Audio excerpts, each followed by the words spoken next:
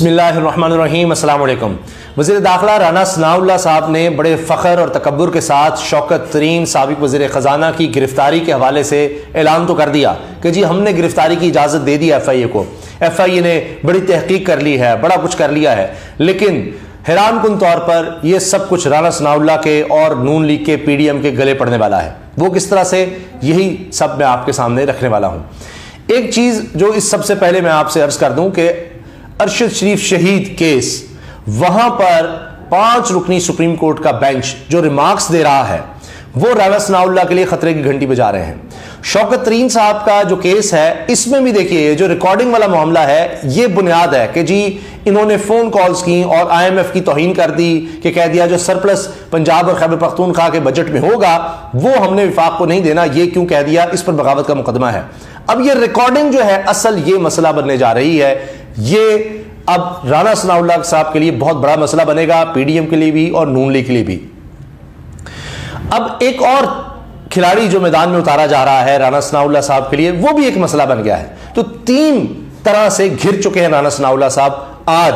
आज जब वो ऐलान करते हैं कि जनाब हम शौकत तरीन के खिलाफ तो बड़े सबूत हमारे पास आ गए हैं, उनको तो हमने गिरफ्तार करना है, और फिर इमरान खान के खिलाफ हम बहुत काम कर रहे हैं और जल्द ही हम इमरान खान की गिरफ्तारी तक भी पहुंच जाएंगे। अब असल में बहुत से मकसद हैं, डराना, खौफजदा करना, बगावत, लेकिन एक सब ये का मकसद एक ये भी है कि इमरान खान के गिर्द घेरा तंग किया जाए। आप अगर जो लोग गिरफ्तार हुए हैं, चाहे शहबाज गिल हो, आजम स्वाति हो, फवाद चौधरी हो, शेख रशीद हो, दीगर लोग, सबका आप देखेंगे तो वो यही कहते हैं, शेख रशीद साहब के जी कोई तफ्तीश नहीं हो रही, ये कहते हैं जी इमरान खान का साथ छोड़ दो, कोई तफ्तीश नहीं हो रही। शहबाज गिल से पूछते हैं कौन आता था, कौन जाता था, किससे फ़ोन करते थे, किससे राब्ते में थे, ये बातें होती हैं। तो असल ये है कि जी कोई ऐसा बयान आ जाए कि जिसकी वजह से हम इमरान खान को कहें जी शौकत तरीन ने बता दिया है कि जी शौकत तरीन कह रहा है कि सब इमरान खान के कहने पे मैंने किया, लिहाजा उसको पकड़ लिया। आजम स्वाति है जी ये किसके कहने पर किया, हमें वो देखना है, हमें वो डाटा चाहिए। फवाद चौधरी के जी हमें इसका डाटा चाहिए, हमें फ़ोन चाहिए, फलां चाहिए, कि देखने जी इमरान खान के कहने पर किया। ये सारी गेम हो रही है।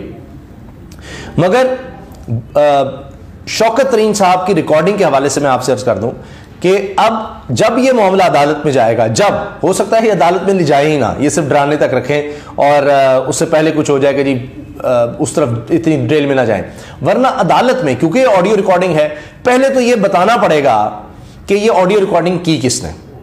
चूंकि ये ऑडियो इस तरह से रिकॉर्ड करना ये कानूनन जुर्म है, आप इस तरह से नहीं कर सकते। दूसरा, अगर ये रिकॉर्डिंग हुकूमत ने की है तो फंसती है। दूसरा ये कि अगर किसी ने की है और हुकूमत तक पहुंचाई है तब भी बताना पड़ेगा। और इसी बुनियाद पर बेनज़ीर भुट्टो साहिबा के खिलाफ चार्ज बन चुका है, मतलब कि जी उनकी रिकॉर्डिंग या ये रिकॉर्डिंग करते हैं या इस तरह के काम करते हैं, यानी ये साबका हुकूमतों में ये बाकायदा चार्ज रहा है कि जी ये रिकॉर्ड करना, प्राइवेसी ब्रीच करना। तो ये हुकूमत के लिए बहुत बड़ा एक मसला बनने जा रहा है अगर ये मामला अदालत में जाता है तो। फिर आप देखें जो क्राइटेरिया है कि जिस तरह से आपने इसको साबित करना है इस ऑडियो को, वो बड़ा सख्त है। और जब आपने ये चीज़ साबित करी जी शौकत तरीन है, ये बात कर रहे थे कि जी ये देखें ये बगावत है क्योंकि ये मुश्किल में डाल रहे थे IMF डील को, तो आपको एक एक चीज़ किसने रिकॉर्डिंग की है, किस मकसद के लिए की है, आपके पास पहुंची कैसे, वो रिकॉर्डिंग करने वाला अदालत में है, वो इसको ऑथेंटिकेट करे, ये सब कुछ करना पड़ेगा। तो वो सब लोग तो फिर एक्सपोज होंगे। अब असल मकसद ये है कि एक तो शौकत तरीन साहब जो हैं वो एक्सपोज कर रहे थे हुकूमत को, फिर शौकत तरीन साहब को ये तक कहा गया, आप जानते हैं मुख्तलिफ मीटिंग्स हुई, शबर ज़ैदी साहब इसके गवाह हैं, तो उसमें शौकत तरीन को भी बुलाया गया कि जनाब मईशत को निकालें इस भंवर से। तो शौकत तरीन साहब ने कहा जी ठीक है, हम बिल्कुल हेल्प करेंगे, हम बिल्कुल साथ बैठेंगे, लेकिन पहले आप इस हुकूमत को चलता करें। अब ये भी वजह है, हुकूमत बुखराट का शिकार है कि जी ये क्यों शर्त लगा दी शौकत तरीन ने कि हल हम कर लेंगे, हम मईशत को बेहतर कर सकते हैं, लेकिन पहले इस हुकूमत को जाने दें, हम क्यों इनको मशवरे दें या इनको इस भंवर से हम क्यों निकलने दें। तो ये जो है हमने इनकी नहीं मदद करनी, पहले इनको छुट्टी करें। ये भी एक शौकत तरीन ने जो कहा ना, ये भी उनके लिए एक मसला बना। अब आ जाइए कि राना सनाउल्लाह साहब जो मरियम साहिबा के साथ साथ हैं और नवाज शरीफ साहब ने उनकी ड्यूटी लगाई है कि वज़ीर दाखिला हो, फुल प्रोटोकॉल देना है, 20 से 40 गाड़ियां हर वक्त साथ रहना, क्योंकि दीगर तो सीनियर लीडरशिप में कोई आ नहीं रहा, तो आपने साथ जरूर आना है, आपने साथ जरूर रहना है। तो वो राना सनाउल्लाह साहब का अपना हल्का ही फारिग हो गया है। ایک تو ان دونوں نے مل کر عابد شیر علی نے اور رانا ثناء اللہ جو آج سے پہلے ہمیشہ ایک دوسرے کے مخالف رہے, مل کر الیکشن لڑا عمران خان کے خلاف, اور شاید 1000-2000 کی لیڈ سے فرق بھی وہاں سے جیتے تھے. تو عمران خان نے ان کو بدترین شکست دی. اب فیصلہ آباد میں ہی, کیونکہ رانا ثناء اللہ صاحب پنجاب کے صدر ہیں, نون لیگ پنجاب کے صدر ہیں, لیکن فیصلہ آباد میں تو سمجھے نا, چاہے پولیس ہے دیگر ہے, وہ تو بالکل انہوں نے ہر چیز پورا حلقہ اپنے انڈر رکھا ہوا ہے. وہاں پر صاحبزادہ حامد رضا کو کہا جا رہا ہے جی تحریک انصاف ٹکٹ دینے جا رہی ہے. صاحبزادہ حامد رضا ایک تو بہت دبنگ ہیں, بہت آپ سمجھیں کہ سخت جملے بولتے ہیں, اور ڈنکے کی چوٹ پر بالکل خوفزدہ نہیں ہوتے. ابھی ان کے خلاف ایک مقدمہ بھی درج ہو گیا ہے بغاوت کا, غداری کا, اداروں کے خلاف بات کرنے کا, تو وہ باز تو آتے نہیں ہیں. اور ان کے والد یہ نون لیگ کے ساتھ رہے, یعنی نون لیگ کا بھی ٹکٹ اور ووٹر وہ ان کی طرف ہے. تو صاحبزادہ حامد رضا جو ہے اب عمران خان کے ساتھ کھڑے ہیں. ان کو وہاں سے فیصلہ آباد سے کھڑا کیا جا رہا ہے راجہ ریاض کے مقابلے میں, کہ راجہ ریاض ظاہر اب تحریک انصاف سے کہاں ہوں گے, تو نون لیگ نے ان سے وعدہ کیا ہوا ٹکٹ کا. تو اب وہاں پر بھی رانا ثناء اللہ صاحب کو ایک بڑے تگڑے کھلاڑی کا سامنا ہوگا, اور ان کو اب فیصلہ آباد سے بھی صفایا نظر آئے گا نون لیگ کا ہوتا ہوا. تو اس سے ان کی ساکھ بڑی متاثر ہوگی. وہ رانا ثناء اللہ جن کو مریم صاحبہ دہشت کے علامت کے طور پر دکھانا چاہتی ہیں, وہ اب خود اس وقت مشکل میں پھنسے ہوئے ہیں. وہ خود اب کیا کریں گے, ان کے تو اپنے فیصلہ آباد حلقے میں ہی ان کے لیے مسائل کھڑے ہو گئے ہیں. اب آ جائیے ارشد شریف شہید کیس پر. اس کیس میں چیف جسٹس کے ریمارکس دیکھیے, دیگر ججز کے ریمارکس دیکھیے, وہ رانا ثناء اللہ صاحب کے لیے خطرے کی گھنٹی بجا رہے ہیں, گھنٹیاں بجا رہے ہیں. میں آپ کے سامنے چند ریمارکس رکھ رہا ہوں. ایک تو میں آپ کو یہ عرض کر دوں کہ جو رپورٹ پیش کی گئی اس کے بارے میں کہا گیا ہے کہ جی یہ تو رپورٹ ناکافی ہے, 1 مہینے کا وقت دیا ہے کہ آپ مکمل رپورٹ جو ہے پیش کریں ارشد شریف شہید کے حوالے سے. اس میں جناب چیف جسٹس نے کہا کہ پاکستان میں اس کیس سے متعلق غلطیاں کی گئی ہیں, غلطیاں کی گئی ہیں اس کیس سے متعلق, یہ ان کے ریمارکس ہیں. اب یہ بات ذہن میں رکھیے گا کہ رانا ثناء اللہ صاحب نے ارشد شریف شہید کی شہادت کو سونے کی سمگلنگ سے اور دیگر معاملات سے, غیر قانونی معاملات سے جوڑنے کی کوشش کی, جی وہاں یہ بھی ہو رہا تھا, وہ بھی ہو رہا تھا, وہ بھی ہم نے دیکھنا ہے.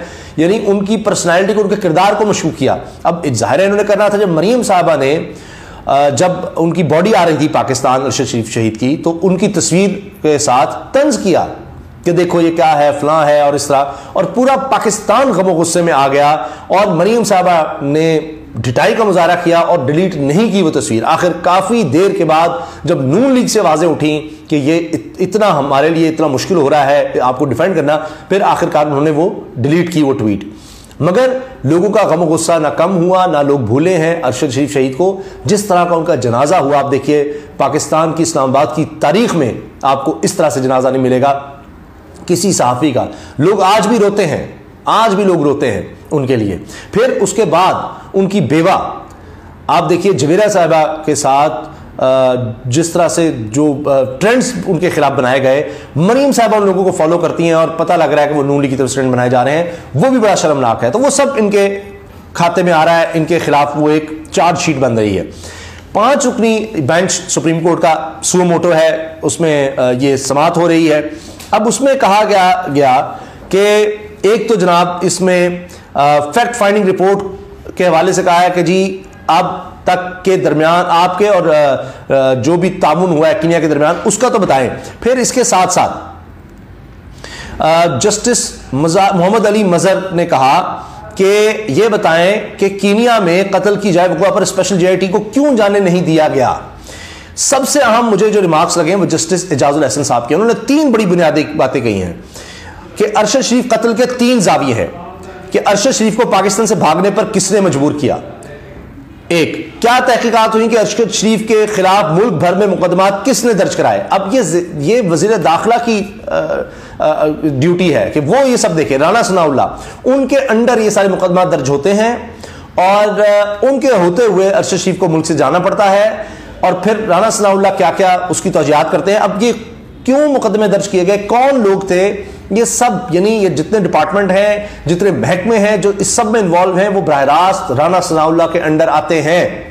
تو رانا ثناء اللہ کو اس میں تفتیش کا سامنا کرنا پڑ سکتا ہے.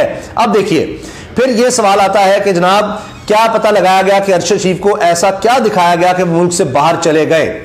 پھر جب تمام کڑیاں جڑیں گی تو خود ہی پتہ چل جائے گا کہ ارشد شریف سے جان کون چھڑوانا چاہتا تھا۔ اب یہ تین آپ دیکھ لیجئے بڑے اہم ہیں۔ ایک یہ کہ کس نے ان کو بھاگنے پر مجبور کیا، دوسرا پتہ لگائیں کس نے مقدمہ درج کروائے، اور پھر ان کو ایسا کیا دکھایا گیا کہ وہ ملک سے جانے میں مجبور ہوئے۔ تو یہ رانا ثناء اللہ صاحب کی طرف یہ ساری چیزیں جا رہی ہیں، ان کو یہ سب بتانا پڑے گا، اس کا پتہ کرنا پڑے گا۔ پھر ارشد شریف کے موبائل اور دیگر سامان کہاں ہیں، یہ سوال ریمارکس میں سامنے آیا۔